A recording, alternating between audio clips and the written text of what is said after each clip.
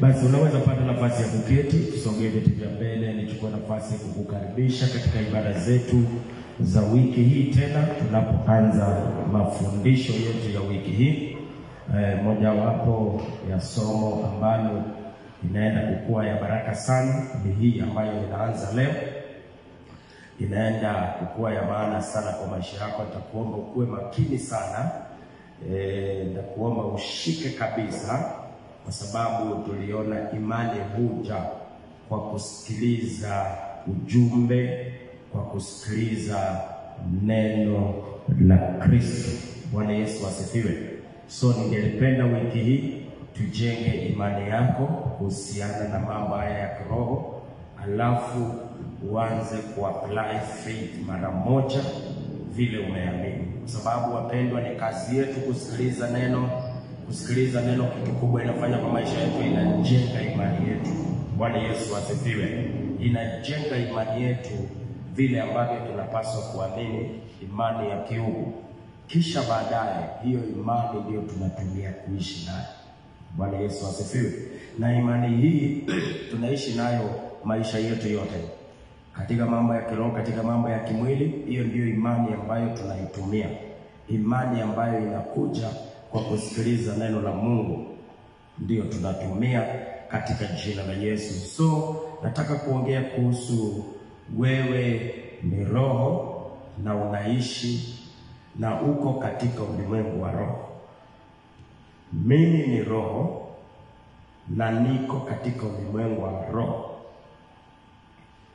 Mimi ni roho na niko katika ulimwengu wa roho.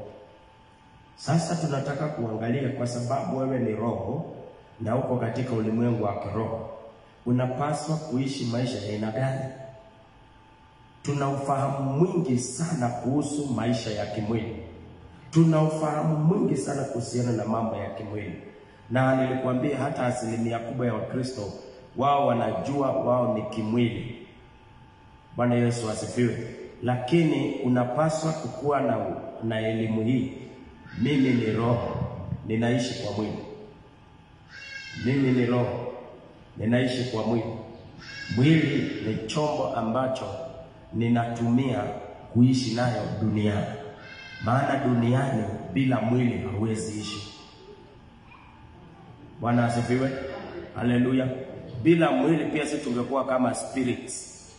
Sisi tuko na roho. Shetani ni roho, haonekani lakini yu. Kwa nini? Kwa sababu hana mwili. Bwana Yesu asifiwe. Hana nini? Hana mwili. Lakini sasa Mungu, kwa sababu alitaka niishi katika dunia hii ya kiasili na nifanye vitu, ndiye akaniumbia mwili ya dunia. Sasa dunia, niko na mwili ambayo ninaishi ndani yake hapa duniani, lakini mimi ni roho. Bwana asifiwe sana. Tulisema mimi ni roho, niko na nafsi na ninaishi kwa mwili. Mimi ni roho, niko na nafsi na ninaishi katika mwili. Roho inahusiana na mambo ya kiroho. Bwana Yesu asifiwe. Inahusiana na mambo ya kiroho. Maana Mungu wangu ni roho, na wanaomwabudu wanapaswa kumwabudu katika roho. Na kama Mungu wangu ni roho, basi kila kitu chake tunapaswa kufanya katika roho. Na ndiyo maana mimi ni roho. Bwana Yesu Kristo asifiwe sana. Haleluya. Na Mungu atukuzwe katika jina la Yesu.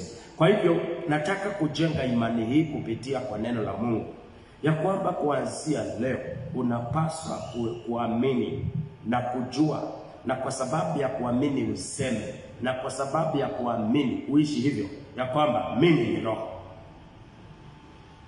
Unapaswa kujua kabisa ya kwamba mimi ni roho. Ya kwamba mimi ni nini? Mimi ni roho. Bwana Yesu asifiwe sana.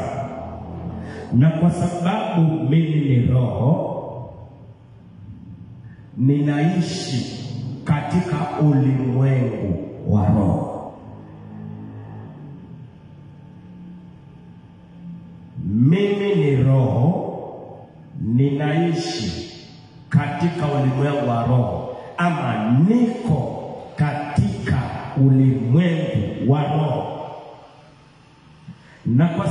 niko na mwili, pia niko katika ulimwengu wa mwili. Kwa sababu niko na mwili inayoonekana, pia hii mwili iko katika ulimwengu unaoonekana.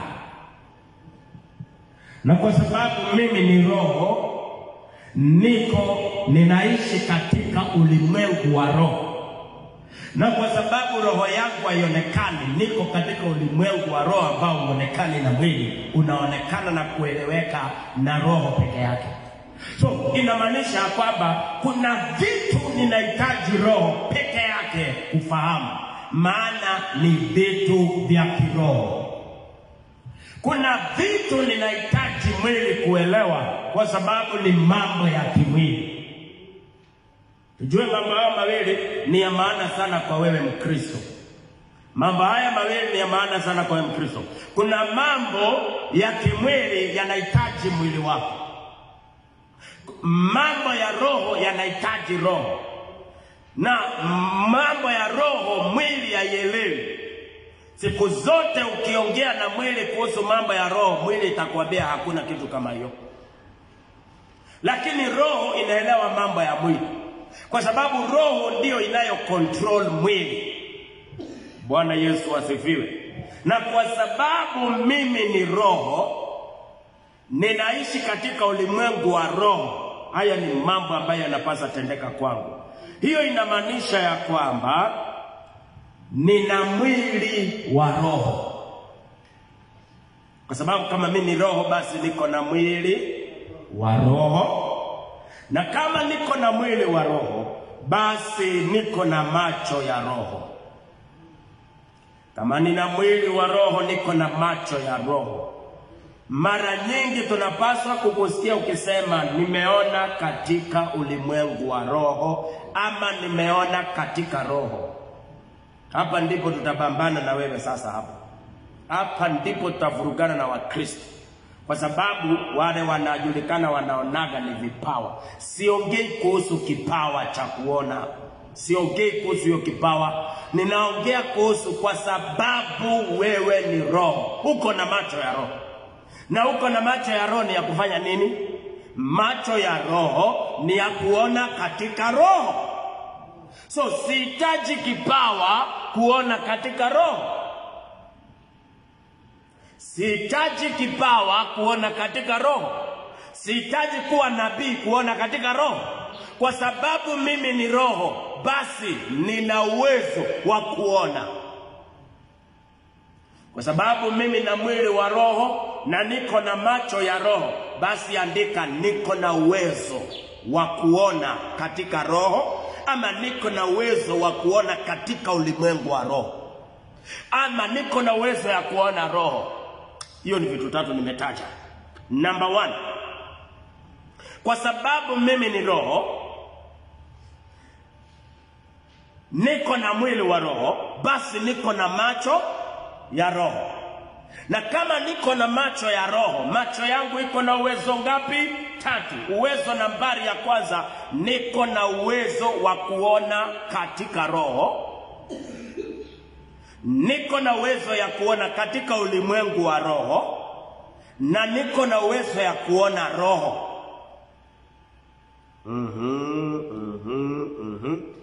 Tunaenda sawa sawa?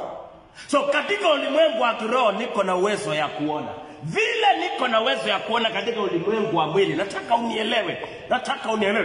Vile niko na macho ya mwili, ninaona ulimwengu wa mwili. Sihitaji kipawa cha kuona.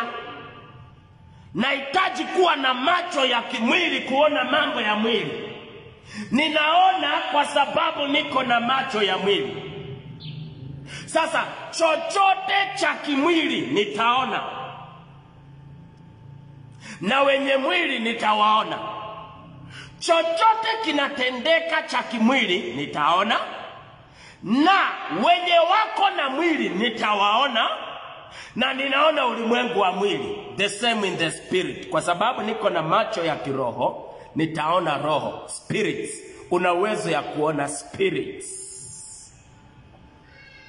Narudia tena, uko na uwezo ya kuona spirits, whether evil or good, but uko na uwezo ya kuona spirits. Kwa nini? Kwa sababu wewe ni spirit. Kama wewe ni spirit, kenye spirit itaona ni spirit. Ina uwezo ya kuona spirit mwenzake, chochote ambao ni spirit. So uko na uwezo ya kuona evil spirits, na uko na uwezo ya kuona spirit mzuri. Sasa hapo ndio tunaanza kuenda deep, tukisema ya kwamba then inakuwa rahisi kwako when an evil spirit appears, you can identify. Lakini leo shetani akijifanya malaika wa nuru akuje, si utampokea vizuri sana? Utasema jana, ni ndoto ngapi umeota? Ni katika ulimwengu wa kiroho ngapi umeota na ukasema uliona malaika na haikuwa malaika? Ilikuwa ni image ya malaika, but the spirit was an evil spirit. Hiyo inamaanisha mtu akiwa na evil spirit unapaswa kuidetect. Pap. Unaona vile unawekeaga ile kitu inalia titi kama kuna chuma. Basi mtu yote akija karibu na wewe, hajakuja kukuataka, hajakuja kukuvamia chochote, but anybody akiwa karibu na wewe unapaswa kujua ni spirit gani iko ndani yake. Si kwa sababu umeomba, Baba katika jina la Yesu nimeenda kufunga kuomba siku 40 nijue spirit. Hiyo ni utoto, hiyo ni ujinga.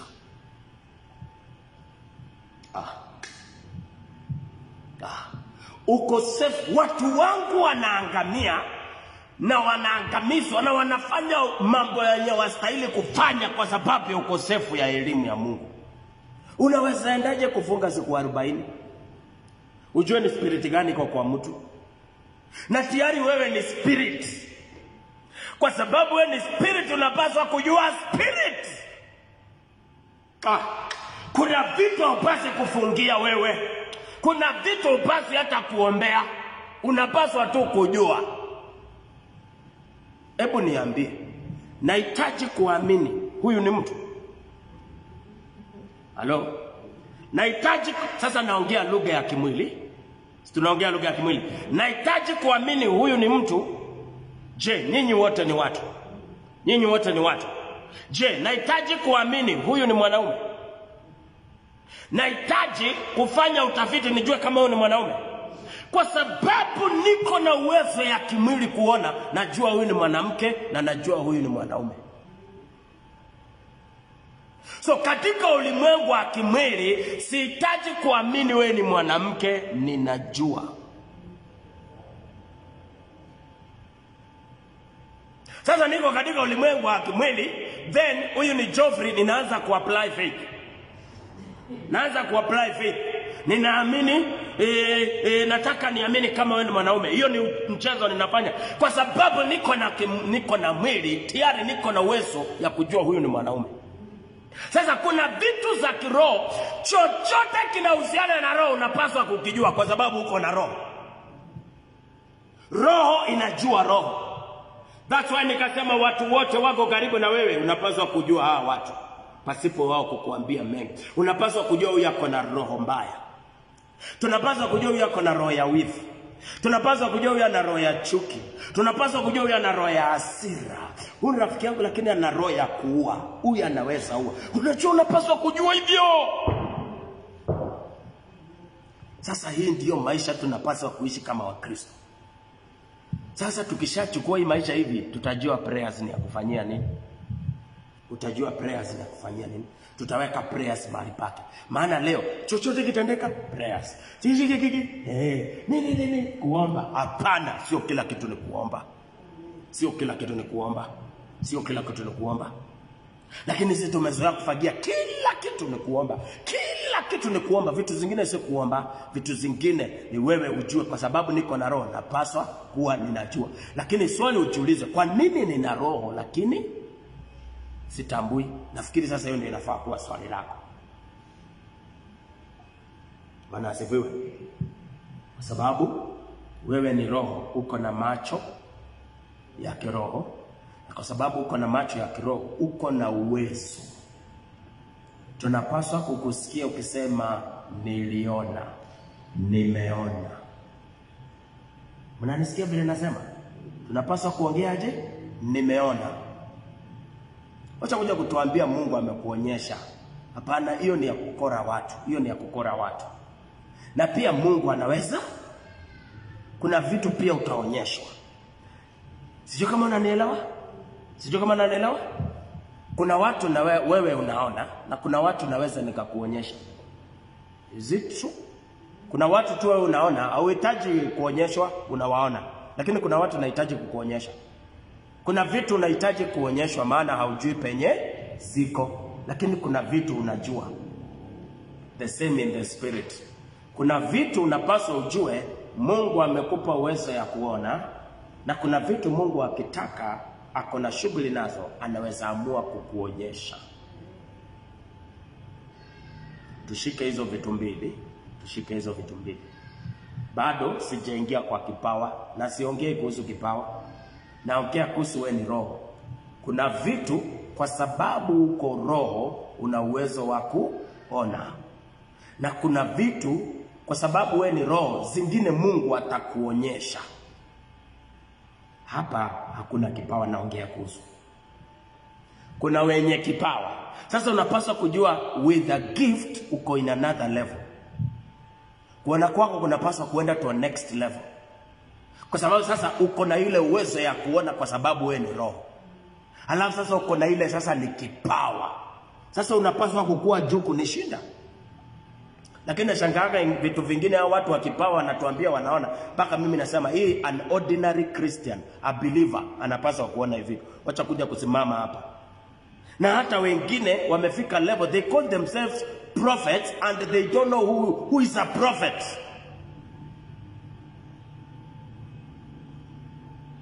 Mungu ananionyesha jana ulikuwa umevaa skati ya red. Sasa Mungu yani Mungu na uungu yake yote. Yani Mungu tu na Mungu yake yote. Yani tu akuja kuonyeshe huyu dada jana alikuwa amevaa skati ya black. Yani tu je, huu ni ungwana? Je, huu ni ungwana? Huu ni ungwana? Kwani Mungu anakaa aje?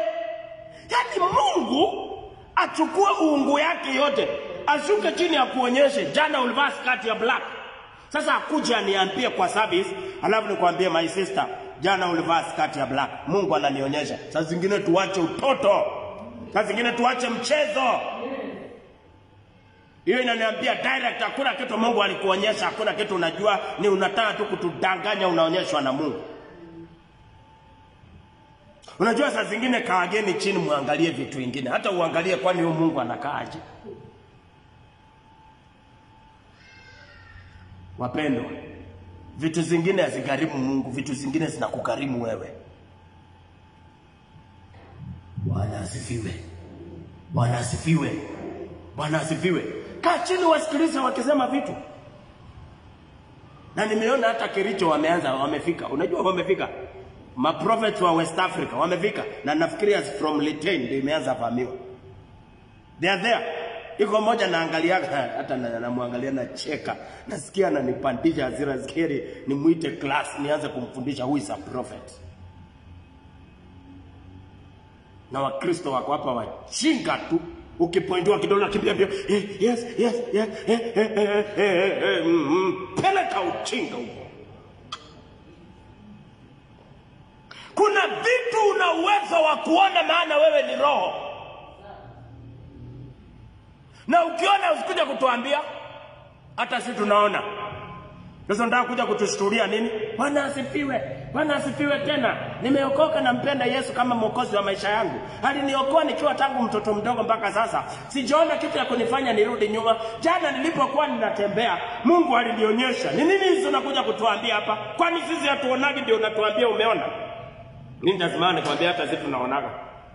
Hata sisi tunaonaga. So hiyo si vitu ya kutuambia. Wangapi wakipita nje walipatana na watu? So tuambie basi umepatana na watu, kuna vitu umeona. Wangapi wakikutoka kwa nyumba mpaka hapa kuna vitu umeona? Kuna vitu umeona? Sasa umekuja hapa kutuambia umeona gari. Wangapi wameona gari? Wangapi wameona gari? Usituambie maana hata mimi nimeona. Wangapi wameona watu? Usituambie maana hata mimi nimeona. Kenye naweza nikaona na wewe unaona, usikuje kutuambia hizo. Tuambie level ya juu. Number 2. Uko na uwezo wa kusikia kiroho. Number 1, tumeona uko na uwezo wa kuona kiroho. Si kipawa, siongei kuhusu kipawa. Naongea kuhusu wewe ni roho. Sasa uko na uwezo wa kusikia. Wapendwa, unapaswa kusikia vitu katika ulimwengu wa kiroho. Unapaswa kusikia vitu katika ulimwengu wa roho. So kuna sauti ambazo unapaswa kuzisikia. Tunamkumbuka Samueli, Eli na Mungu. Samueli, Eli na Mungu. Ni desturi ya Mungu kuongelesha watu. Lakini Samueli alikuwa na shida, alikuwa hajui sauti ya Mungu. Alifananisha na sauti ya wanadamu. Ni kwa sababu alikuwa hajafunzwa. Lakini alipoenda kwa Eli, Eli alimpeleka shule, akamfunza hii sauti ikija ni nini unapaswa kufanya. Nashukuru Mungu ninakufunza. Ukisikia hii sauti utajua cha kufanya. Saa zingine hata unasikiaga sauti ikikuita, wewe unaenda kuuliza ni nani ameniita? Unaenda unauliza mume wako ama mke wako ama watoto, umeniita? Sijakuita. Na nimesikia sauti. Changamka, kuwa mwerevu basi. Wewe umesikia.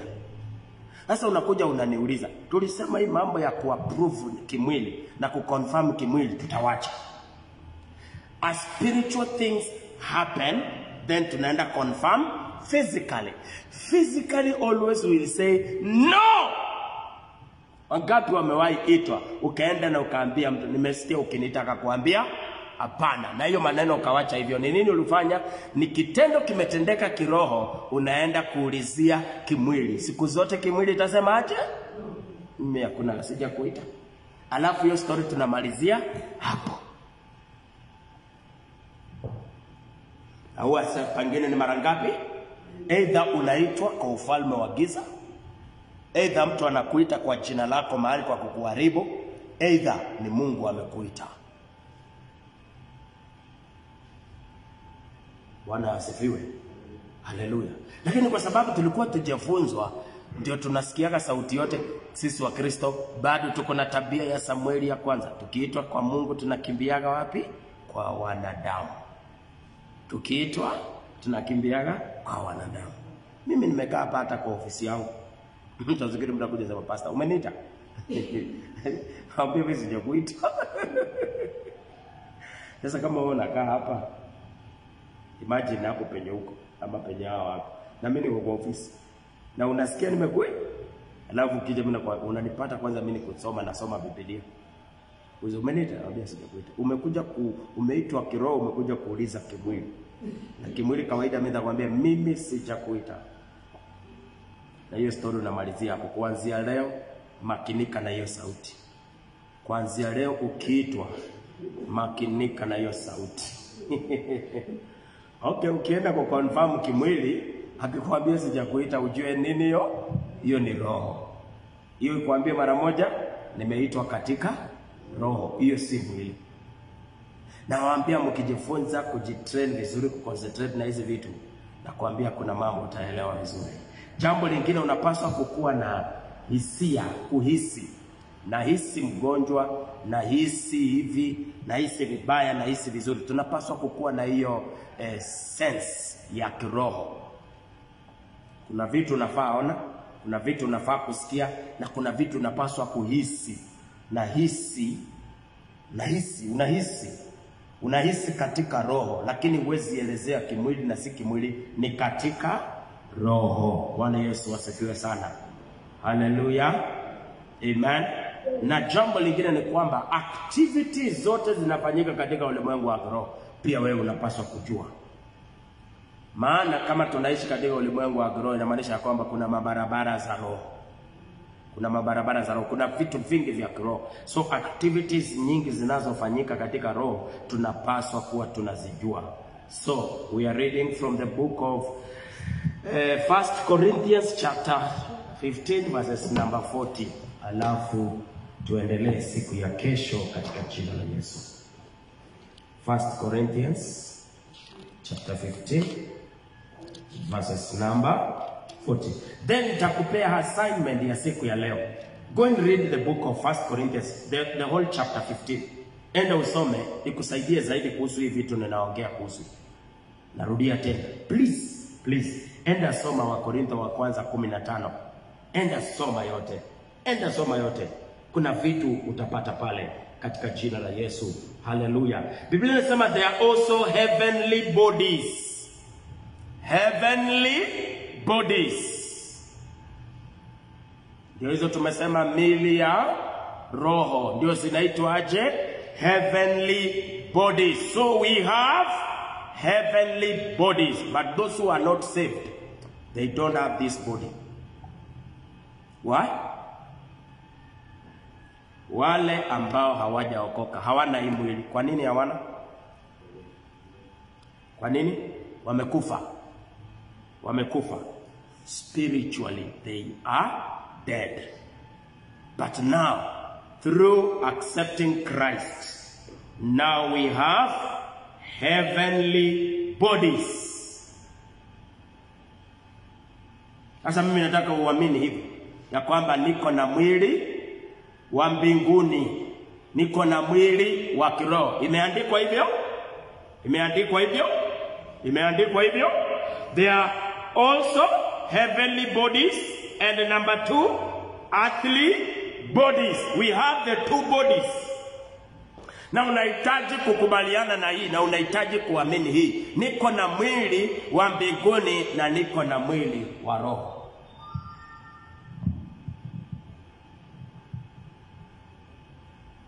Je, wajua kuna kitu uko nayo sasa bado utaingia nayo katika ufalme wa mbinguni? Najua hivyo? Wathesalonike wa kwanza inasema aje?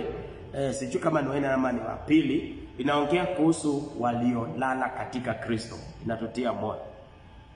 Haya, na pia Biblia inaongea kuhusu waliokufa katika Kristo na watakaopatikana wamekufa katika Kristo na watakaopatikana wakiwa hai katika Kristo. Umesoma hiyo? Ikasema aje? Watakaopatikana wakiwa hai katika Kristo watafanya nini? Watabadilishiwa. So kuna mtu ni mwili mwingine atapewa. Kuna kitu ako nayo dunia hii ambayo ni hiyo itapewa mwili mwingine.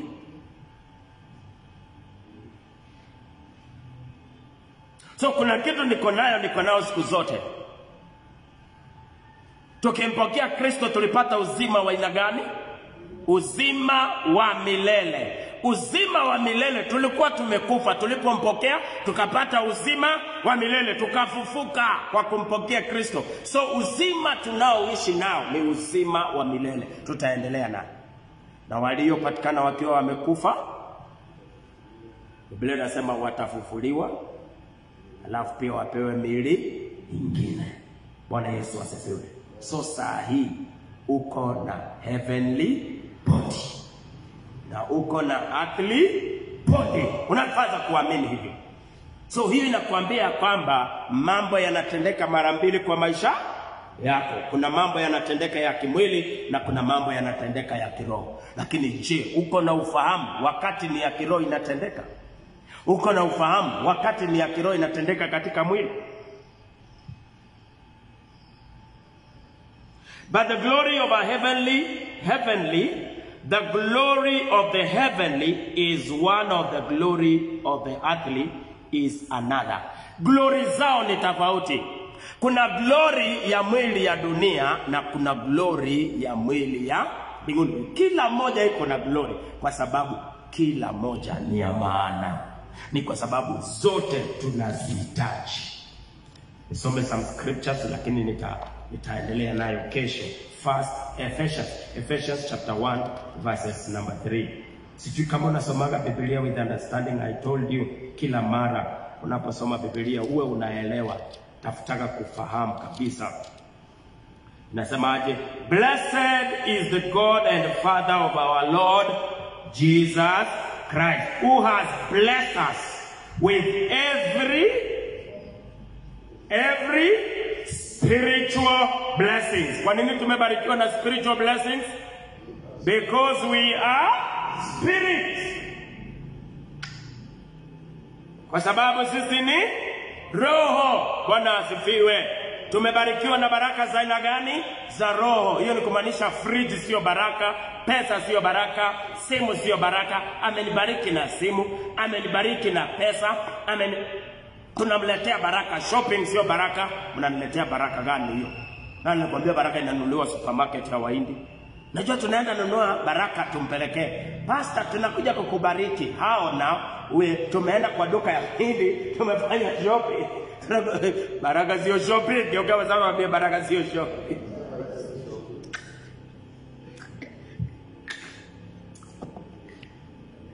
Mbona vile tunaongea hapa? Mimi nataka mfahamu vitu ya kiroho. Mtajua jinsi ya kufanya hivi vitu. Hello. Sijui kama kuna mtu anabarikiwa. Tumebarikiwa na spiritual blessings. Tuko na Wakristo wakiangalia mtu ana magari, mtu ana vitu vingi, wanasema amebarikiwa. Hapana. All believers are blessed. Now, your blessings zinapaswa kumanifest. Njia moja ya blessing kumanifest, it's you understanding I'm blessed spiritually. I have blessings. I'm blessed. Hiyo ufahamu wa kujua unasababisha zianze kumanifest matokeo ya baraka. Lakini bado haitokezei, maana wewe bado hujui. Wewe bado hujui umebarikiwa. Tuko na baraka ambazo ni permanent. Ephesians chapter 1 verse 3. Tuko na baraka za wazazi wako. Tuko na baraka za mchungaji. Bwana Yesu asifiwe. Bwana Yesu asifiwe. Ukiambia watu kaza nataka niwabariki, wanakimbiaga na akili wakijua hawajabarikiwa. I can also bless you. Hallelujah. But when I don't bless you, nataka ukae ukijua kwamba uko na permanent blessings. Ulifanya nini ndio ukabarikiwa na baraka zote za rohoni? Tumeambiwa tu atukuzwe Baba Mungu Baba wa Bwana wetu Yesu Kristo ambaye ametubariki na baraka. So kuna baraka ambazo ni permanent ndani yako. Hizi si kama za mzazi. Mzazi anahitaji kukubariki, pastor anahitaji kukubariki, wengine wanahitaji kukubariki, lakini kuna baraka unapaswa kujua kwamba ziko permanent ndani yako. Jaribu kunitukana nimelaaniwa, ndio utajua mimi nilibarikiwa na baraka zote za rohoni. Tukimbie na hiyo. Tukimbie na hiyo. Enda umuulize Balaam, atakwambia kwa nini ilikuwa ngumu kulaani watu. Atakwambia they are permanent blessings. These are spiritual blessings. Hazijawekwa na pastor, hazijawekwa na bishop, hazijawekwa na baba, hazijawekwa na mama, zimewekwa na Mungu mwenyewe. Hizi ni permanent ndani yako. Na hii baraka ni shield.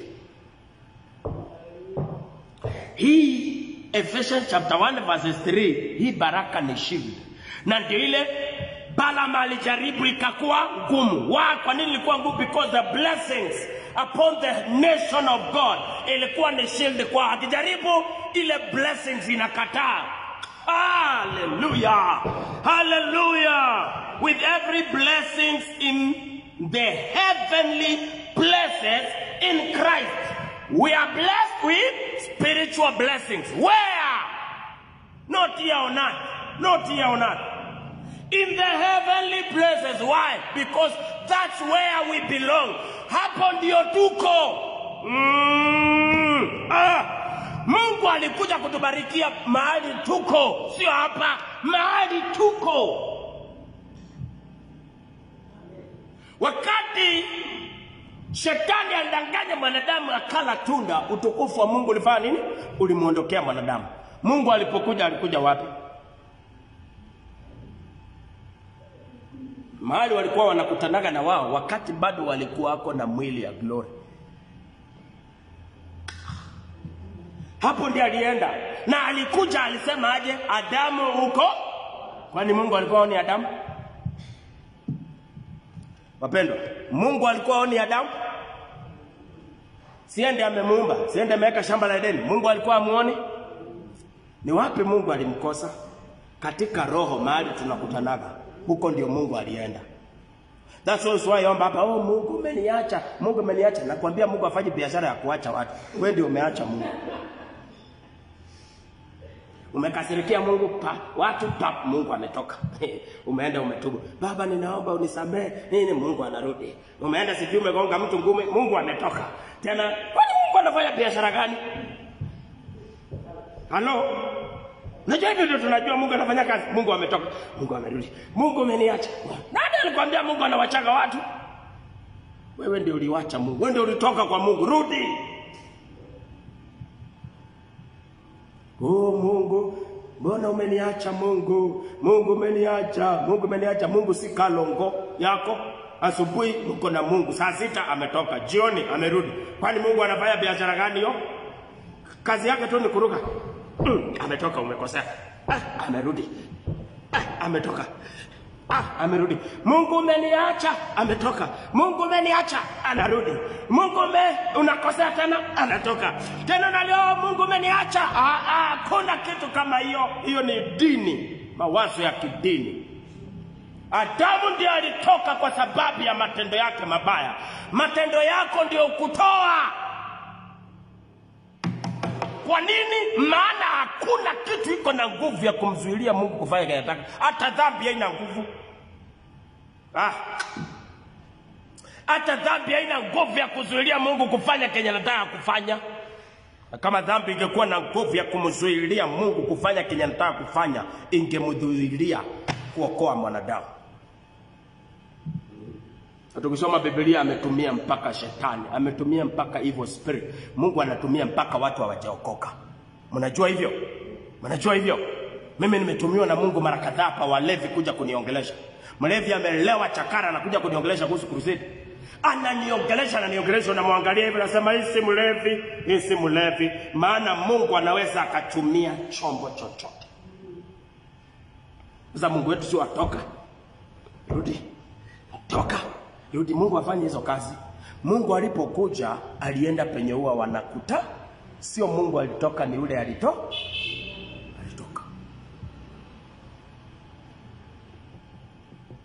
Sasa wakati umetoka, ni nini lilikutokesha?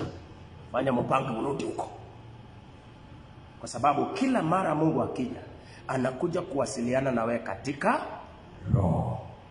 Sasa ni vile, kwa nini saa zingine tunakosa ona na tunakosa kusikia? Kwa sababu kuna uchafu tumeachilia nyingi sana.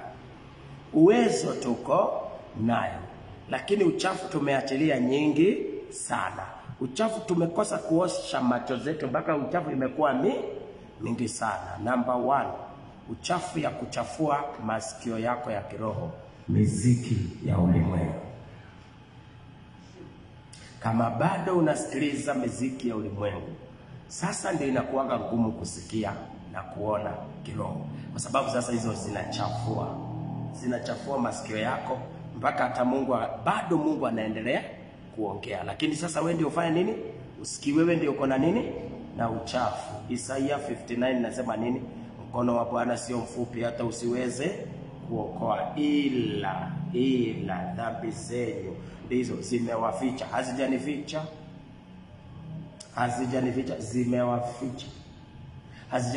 zimewaficha.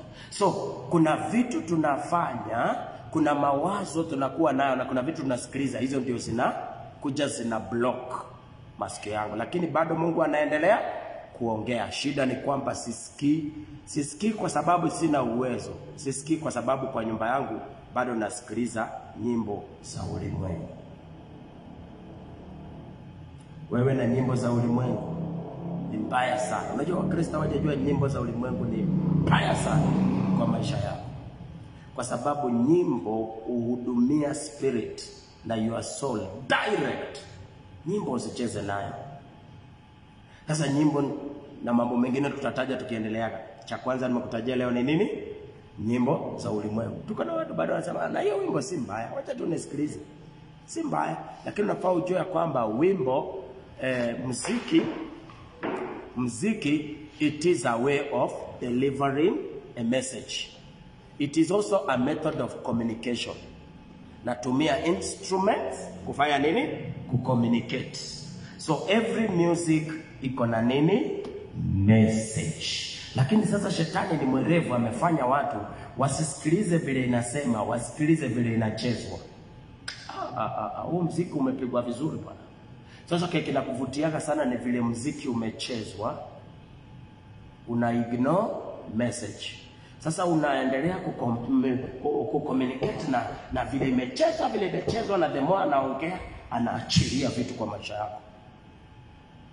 Wewe ya muziki ya ulimwengu kata kabisa. Nimeona leo kwanza wakati wa harusi, nimeona mpaka watu wana-invite watu wa nyimbo za ulimwengu za mapenzi, wana-invite wakuja kutuimbia kwa harusi.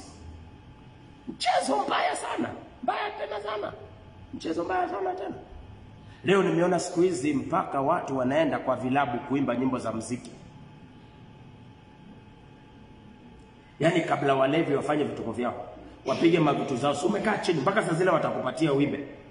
Si utakuwa tu umekaa chini hapo tu na mabobo yote, maarufu ya sigara, maarufu ya ulevi, maarufu ya pombe, maarufu ya vituko venye watu wanafanya. Umekaa hapo tu na ngojea niimbe, nataka kuwa change. Simama tu kwa mguu yako. Ende epukana na muziki. Na wacha niwaambieni hii. Unajua kama kuna kitu pia inakatalia watu. Unajua ni muziki? Ilinichukua miaka mingi kutoa muziki wa Kilingala kwa maisha yangu. Mimi nilipenda muziki za wale wanaitwa Wenge Muzika, akina Kofi. I can mention them, I know them. 90s. Wachia. Ilinichukua miaka mingi, more than 10 years. Maturity in Christ ndio ilinisaidia kuovercome. Maana hata asubuhi ninaenda church. Nakumbuka nilikuwa mtu hapa, vilabu ni vingi, napita, lakini nikipita hapo ni Wenge Muzika unane. Na unaenda tu church, tunambeba Bible yako, lakini kuna kitu imekukamata, maana iko na soul tie. Iko na nini? Soul tie. Build soul tie nayo. Anything you cannot control, it's beyond you. Kwa sababu imeenda level ya kujenga soul tie. Niko na soul tie nayo. Hata nisikia wapi, lazima nitaikatika kidogo. Kuna watu mpaka saa hizi mko hivi. Ukisikia wimbo ya Diamond, akili yako yote inaisha. Hata kama ulikuwa unaomba kwa nyumba, baba katika jina la Yesu tunapoenda kulala, sijui wimbo ya Diamond inaanza kuimba, inainterfere na prayers yako, unaanza kucheza hiyo wimbo. Ninakuombea, go and overcome this. Ninaongea because najua inaendelea kwa maisha yako, kwa sababu ni kitu ilishika na ikafanya. Fanya mikakati ya kufanya nini? Kwa sababu inafunika nini? Inafunika nini? Ndio maana chochote ufanye nini? Ausikize. Mungu akubariki sana. Amen. Tumeshukuru kwa pamoja na wewe mtazamaji wangu, umebarikiwa sana katika kipindi hiki cha kuelimishwa na neno la Mungu. Natumai kuna mambo ambayo unajifunza, na ninakukaribisha wiki hii tukaweze kujifunza mengi ili tuache mchezo na wokovu, tuchukulie serious hii mambo ya wokovu na tujielewe na tujifahamu. Itakuwa ngumu kwa watu kutufanyia vile wanataka, maana tutakuwa tunawajua. Mimi naitwa Apostle PM Simiyu, Voice of Fire wa kanisa la Winners Celebration Center hapa Kericho, a fellowship where everybody is someone. Kanisa letu linapatikana Kericho town, nyuma ya Chevron Supermarket, kwa uwanja wa Soek Driving School. Ukija utapata jengo kubwa limejengwa na vioo. Kanisa liko wazi kila siku kuanzia saa 11 ya asubuhi mpaka saa 12 ya jioni. Mlango iko wazi, tunakukaribisha. Kutoka hapa kwetu tunasema kwaheri.